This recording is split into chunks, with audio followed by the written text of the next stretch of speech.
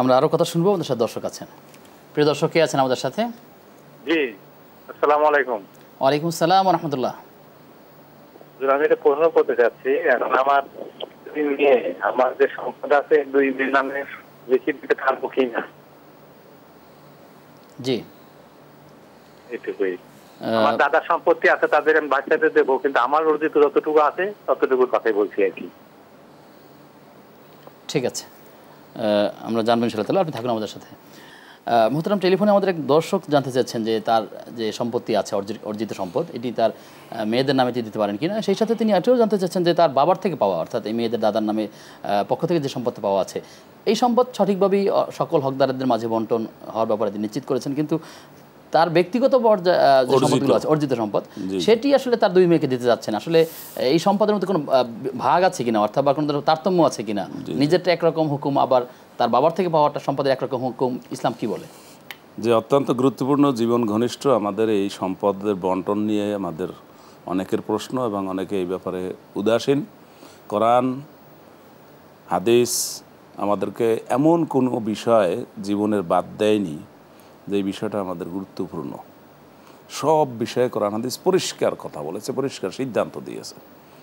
সূরাতুন নিসা কোরআন মাজিদের সিরিয়ালে 4 নম্বর সূরার 11 এবং 12 নম্বর আয়াতে এবং আরও কিছু কিছু আয়াতে এই ভাগ বাটোয়ারার বিষয়টা বলা হয়েছে। এক্ষেত্রে আমাদের লোকেরা কখনো কখনো মনে করেন যে আমি যা আমার পূর্বপুরুষ থেকে পেয়েছি সেটার অংশ সবাই পাবে, আর আমি নিজে যে সম্পদ অর্জন করেছি, নিজে কামাই করেছি, এটা আমার ইচ্ছা মতো চলবে। এটা কেউ কেউ মনে করেন। আবার কেউ কেউ মনে করেন যে বাবার সম্পত্তি ছেলেরা বেশি পাবে আর মায়ের সম্পত্তি মেয়েরা বেশি পাবে। এসবগুলোই ভুল ধারণা, ভুল বিশ্বাস, ভুল প্রচলন। বরং বাবার সম্পত্তিও ছেলেমেয়েরা যেভাবে পাবে, মায়ের সম্পত্তিও মায়ের মৃত্যুর পরে, বাবার মৃত্যুর পরে একই হারে পাবে। অনুরূপভাবে আমি পূর্বপুরুষ থেকে যেটার মালিক হয়েছি, ওয়ারিশ হয়েছি, আর আমি নিজে যা কামাই করেছি, সব সম্পদই আমার সম্পদ, এবং আমার সম্পদ আমার মৃত্যুর পরে আমার ওয়ারিশরা আল্লাহর বিধান মোতাবেক পেয়ে যাবেন। আমরা আগে যে বিষয়টা উল্লেখ করেছিলাম যে 5টা প্রশ্নের উত্তর না দিয়ে কোনো লোক কিয়ামতের দিন এক পাও সামনে আগাতে পারবে না। তার মধ্যে সম্পদ সম্পর্কে 2টা প্রশ্ন থাকবে। মিন আইনা ইকতাসাবা, সে এই সম্পদ কোথা থেকে অর্জন করেছে, কামাই করেছে, এটা কি বৈধ পথে না অবৈধ পথে, হালাল নাকি হারাম। আবার সেটা বিতরণ করেছে, ব্যয় করেছে কোথায়, সেটা কি আল্লাহর নির্দেশিত পথে না নিজের ইচ্ছা মতো। যদি সেরকম হয়ে থাকে, নিজের ইচ্ছা মতো অথবা আল্লাহর নির্দেশ লঙ্ঘন করে, তাহলে সেটা তার জন্য বিপদ হয়ে দাঁড়াবে।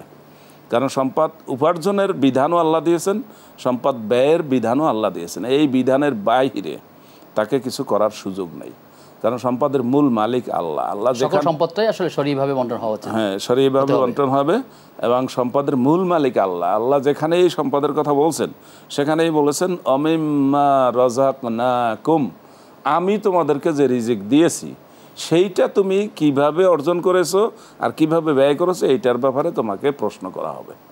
সুতরাং সম্পদ দিয়েছেন আল্লাহ, এখানে তার বিধানেই, আল্লাহর নিয়মই আমাদেরকে সেগুলো বন্টন করতে হবে। অতএব তিনি তার মেয়েদেরকে কোনো কিছু নিজে মৃত্যুর আগে সব সম্পত্তি লিখে দিবেন, এটা বৈধ না। বরং তাদের প্রয়োজনে এখন লেখাপড়া করা, তাদের দৈনন্দিন খরচ এবং তাদের চিকিৎসা, তাদের বিয়ে শাদী ইত্যাদিতে তার যথেষ্ট পরিমাণে অপব্যয় না করে যথেষ্ট পরিমাণে ব্যয় করতে পারবেন, কোনো প্রশ্ন নাই। কিন্তু তিনি মৃত্যুর আগে এই সম্পত্তি তার কোনো মেয়েকে অথবা শুধু মেয়েদেরকে সম্পূর্ণ লিখে, অথবা শুধু কাউকে বঞ্চিত করার উদ্দেশ্যে, অথবা কাউকে কম দেওয়ার উদ্দেশ্যে, কাউকে ঠকানোর উদ্দেশ্যে কোনোভাবেই তিনি লিখে দিতে পারবেন না। আল্লাহ তাআলা আমাদেরকে এই বিষয়গুলো বুঝবার তৌফিক দান করুন।